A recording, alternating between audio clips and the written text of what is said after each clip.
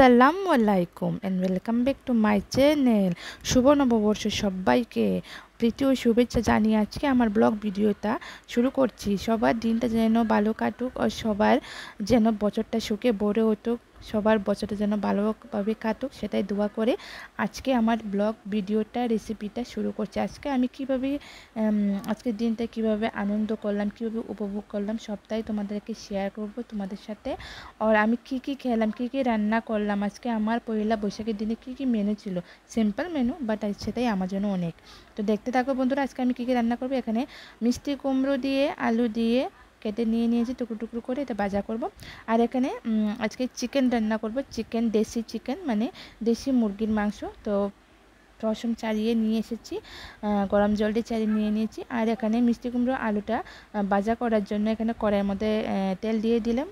এখন আমি পেঁয়াজ কুচিয়ে রাখা আর চিড়ে রাখা কাঁচা লঙ্কাটা দিয়ে দিলাম। একটু ব্রাউন কালার হয়ে গেলেই আমি আমার কুমড়ো আর আলু টুকরো টুকরো করে কেটে রাখা এগুলো দিয়ে দেবো। তো বন্ধুরা সবাইকে অনেক অনেক জানা happy Bengali new year my YouTube family, my all YouTube family, happy Bengali new year. শুভ নববর্ষ প্রীতি শুভেচ্ছা জানাই সবাইকে অনেক অনেক ভালোবাসা, আন্তরিক ও শুভেচ্ছা জানাই, আমার অভিনন্দন জানাই আমার তরফ থেকে।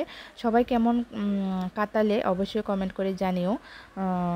তো দেখে নাও আমি দিয়ে দিলাম। তো আমার ইয়েটা পেঁয়াজটা ব্রাউন কালার হয়ে গিয়েছিল, তো ভাজা হয়ে গেছে। এখন আমি কুমড়োটা আর আলুটা, আমার কুমড়ো একটুখানি কম ছিল আর তার জন্য আলু দিয়ে, বাট কিন্তু খেতে খুবই দারুণ লেগেছিলো। অবশ্যই তোমরা ট্রাই করে দেখবে, আই হোপ তোমাদেরও ভালোই লাগবে। তো দেখে নাও আমি এখন এখানে একটুখানি হলুদ একটুখানি নুন দিয়ে ফ্রাই করে নিলাম। আর এখানে মাংসটা রান্না করার জন্য, চিকেনটা রান্না করার জন্য আদা রসুন কাঁচা লঙ্কা পেস্ট করে নিয়ে নিলাম। তো পেস্ট করে নিয়ে তারপরে ফিরে আসছি। তো এখানে আলুগুলো এভাবে টুকরো টুকরো করে বড় বড় করে কেটে নিয়ে নিয়েছি।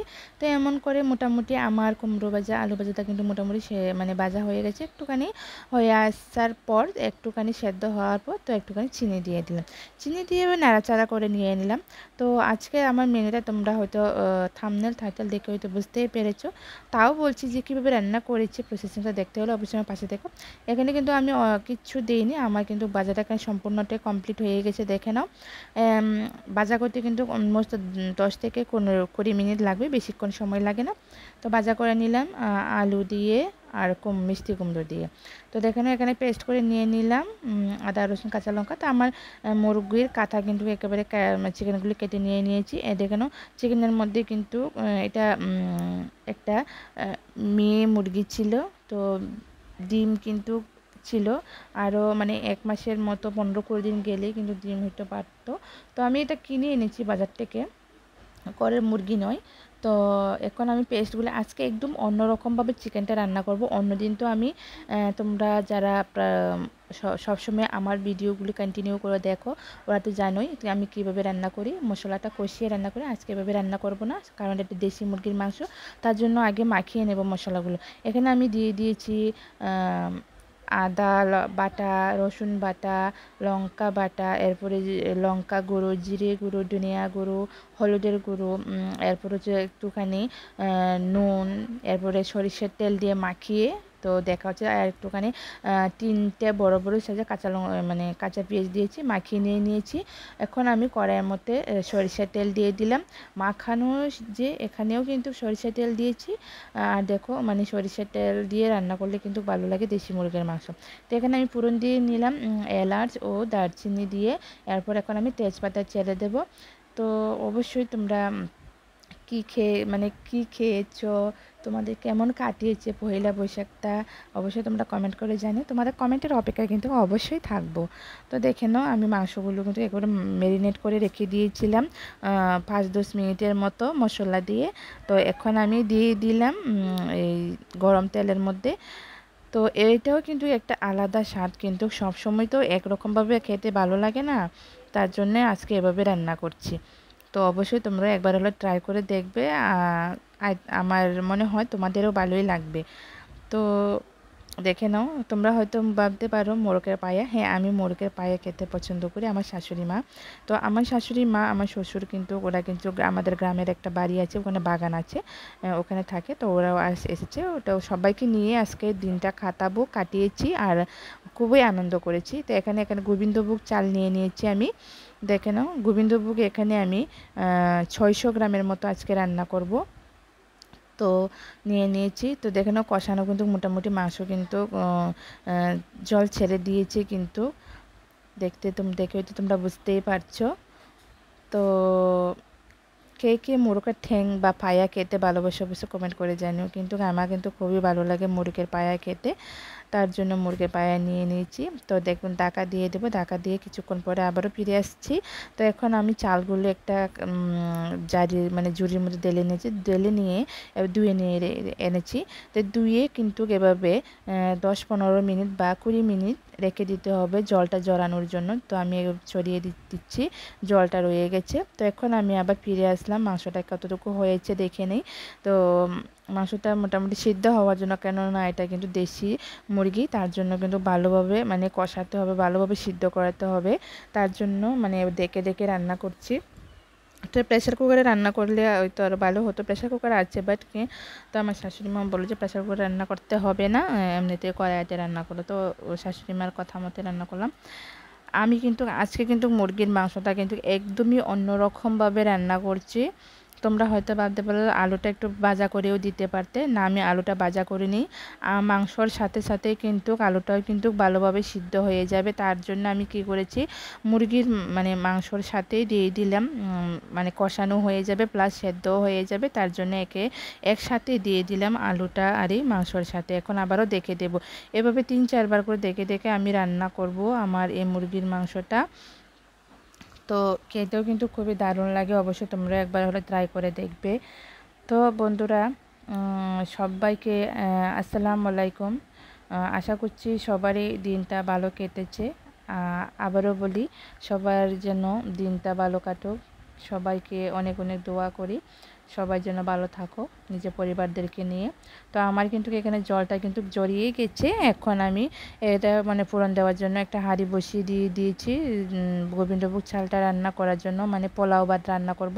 এটা এখানে পোলাও ভাতটা আমি সাদা তেল দিয়ে রান্না করছি। এখানে আমি এখন তেলটা গরম হয়ে গেলে আমি এখন এলাচ দেব, দারচিনি দেব, এরপর হলো পেঁয়াজ দেব, তেজপাতা দেব, দারচিনি দিয়ে একেবারে মোটামুটি একটু কালার হয়ে আসলেই কিন্তু আমি করবো আর চালটা দেব। তো মোটামুটি আমার দারচিনি, এলাচ, তেজপাতাটা ভাজা হয়ে গেছে। এখন পেঁয়াজ কুচিটা দেবো। তো তোমরা কীভাবে রান্না করো অবশ্যই করে, আমি আমার মতো করে রান্না করছি। আমি আমাকে যেমনভাবে শিখিয়েছি এমনভাবেই আমি রান্না করি। আমি আমার বিয়ের পর থেকেই কিন্তু আমি এভাবেই রান্না করি। আমার শাশুড়ি মা, আমার বড় যা, ওরা কিন্তু শিখিয়েছে এভাবে রান্না করতে। বিয়ের আগে কিন্তু আমি কিচ্ছু রান্না করতে পারতাম না, বিয়ের পরে পরে অসুবিধা হতো আমার কিন্তু খুবই, আমি কিছুই রান্না করতে পারতাম না, জাস্ট সিম্পল এভাবে রান্না করে খেতাম। তো এখন আমার ব্রাউন কালার হয়ে গেছে। তো এখন আমি গোবিন্দভোগ চাল যে ধুয়ে রেখেছিলাম, এখন ভালোভাবে ভেজে নেব। ভালোভাবে ভাজতে হবে কিন্তু, ভালোভাবে ভাজা না করলে কিন্তু গোবিন্দভোগ চাল কিন্তু রান্না করা কিন্তু হবে না। তো আমার পেঁয়াজটা কিন্তু, আমার কল এসেছিলো, কথা বলতে বলতে কিন্তু আমার পেঁয়াজটা একটু পুড়ে গেছে, বাট কোনো সমস্যা নেই, বেশি পুড়েনি যদিও, স্মেলটা কিন্তু দারুণ এসছে। এখন একটুখানি আমি লবণ দেব আর একটুখানি হলুদ দেব। আর তো আমি এটা হলুদ কালার, তোমরা চাইলে সাদাভাবেও রান্না করতে পারো লবণ দিয়ে। আর হলুদটা যে তোমাদের অপশনাল। তো আমার মেয়ে হলুদটা দিলে একটু খেতে পছন্দ করে, তার জন্য আমি হলুদ দিয়েছি, হলুদ দিয়ে রান্না করছি। তো আমার একটা ঝামেলা কি জানো, তোমাদের সাথে আমি শেয়ার করি, সব কথাই তো শেয়ার করি তোমাদের সাথে। আমার মেয়ে হচ্ছে হলুদ ভাত হলুদ দিয়ে পোলাও রান্না করলে খেতে ভালোবাসে, আর আমার হাজব্যান্ড সাদা। তো আমি কোথায় যাই বলো? তো কী করবে, ও বাচ্চার ইয়ের সাথে, তো ইয়ের জন্য তো ওর বাবাও কিন্তু খেয়ে নেয়, তবু বেশি একটা পছন্দ করে না, যদিও একবারে পছন্দই করে না হলুদ যদি দিয়ে পোলাও ভাতের মধ্যে। তো আমার কিন্তু মাংসটা কিন্তু মোটামুটি কষানো হয়ে গেছে, কিন্তু দেখে হয়তো তোমরা বুঝতেই পারছো। কিন্তু দেশি মুরগির মাংস কিন্তু খুবই হেভি শক্ত হয়, কিন্তু আলুটা কিন্তু সেদ্ধ হয়নি। তো আবারও আমি ঢাকা দিয়ে দেব, ঢাকনা দিয়ে রেখে দেবো কিন্তু। দেখে হয়তো বুঝতে পারছো মোটামুটি কষানো হয়ে গেছে। ঢাকনাটা আবার তুলে নিলাম। তুলে নেওয়ার পর আমি দেখাইনি। তো এখন আমি এখানে গরম জল বসিয়ে দিয়েছিলাম। গরম জলটা এখন আমি দিয়ে দেব, দেখে হয়তো বুঝতেই পারছো। তো গরম জলটা দিলে কি হয় মানে তাড়াতাড়ি মানে হবে। ঝোল কিন্তু আমি বেশি দেব, কেননা ঝোল দিয়ে মানে ভালোভাবে সিদ্ধ করে নেব আমি, কেননা এটা দেশি মুরগির মাংস তো তার জন্য। তো এখন আমি পোলাওটা কিন্তু মোটামুটি আমার হয়ে গেছে, ভাজা হয়ে গেছে দেখে। তো দেখলাম যে ভাজা হয়ে গেছে, নাড়াচাড়ার মধ্যে রাখতে হবে।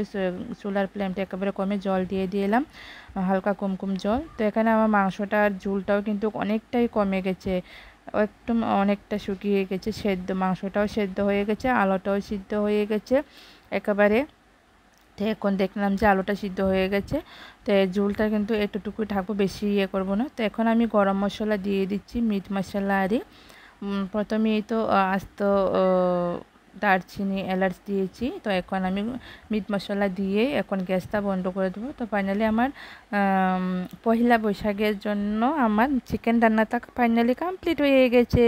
কেমন হয়েছে বন্ধুরা কমেন্ট করে জানাতে কিন্তু একদমই ভুলবে না, তোমাদের কমেন্টের অপেক্ষায় থাকবো। আর যদি বেশি ভালো লেগে থাকে অবশ্যই শেয়ার করে দিও। তোমাদের একটা শেয়ারের মাধ্যমে কিন্তু আমরা কিন্তু অনেক দূর এগিয়ে যেতে পারবো। আর তোমাদের এই ভালোবাসা নিয়ে যেন আমরা যেন অনেক দূর এগিয়ে যেতে পারি। অবশ্যই পাশে দেখো, দোয়া করো, আমিও তোমাদের পাশে আছি, তোমাদের জন্য দোয়া করি। তো আমার কিন্তু পোলাও বাটা হয়ে গেছে দেখলাম টিপে।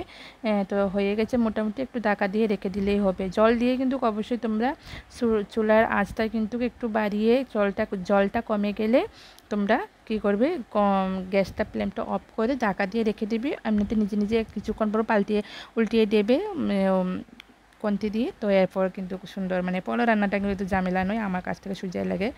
তো ফাইনালি আমার রান্নাটা কমপ্লিট হয়ে গেছে। আর রান্না হয়েছে আর এক পোলাও ভাত, মাংস, এরপর হলো মিষ্টি কুমড়ো দিয়ে আলু দিয়ে ভাজি। এতটুকুই আজকে আমার পয়লা বৈশাখের রান্নার রেসিপিটা। তো কেমন হয়েছে অবশ্যই কমেন্ট করে জানিও। তোমাদের কমেন্টগুলো পড়তেও কিন্তু খুব ভালো লাগে। তোমাদের এই কমেন্টগুলো দেখে কিন্তু আমাদের ভিডিও তৈরি করে অনেকটা উৎসাহ যোগায়।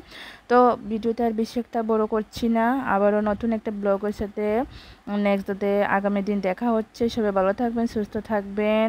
Thanks for watching. Tata bye bye, আসসালামু আলাইকুম। কমেন্ট করে জানিও।